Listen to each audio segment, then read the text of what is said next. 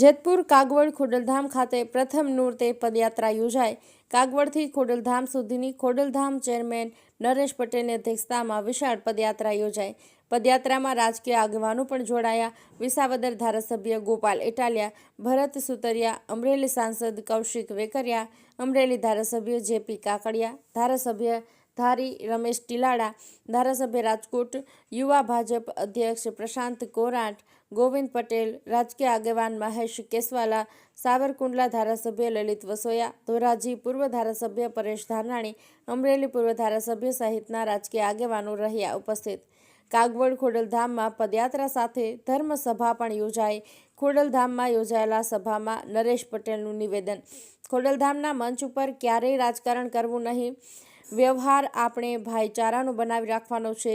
આ મંચ ઉપર ક્યારેય પણ રાજકારણ આવવા ન દેતા। ચૂંટણી તો આવશે અને જશે, મતભેદો થશે, મનભેદો ક્યારેય ન કરવા અપીલ કરી હતી। 2017 પછી મોટા કાર્યક્રમો આપણે કર્યા નથી। 2027માં આપણે દ્વિશતાબ્દી મહોત્સવ આયોજિત કરીશું। આ કાર્યક્રમ 3 થી 5 દિવસ સુધીનો રાખીશું। અનેક કાર્યક્રમોમાં લોકોએ પોતાના વિચાર રજૂ કરવા કર્યું નરેશ પટેલને આહવાન। પદયાત્રાના અદ્ભુત ડ્રોન વિડીયો પણ આવ્યા છે સામે। આવો જોઈએ આ અહેવાલમાં। હેમંત શેખવા, જેતપુર।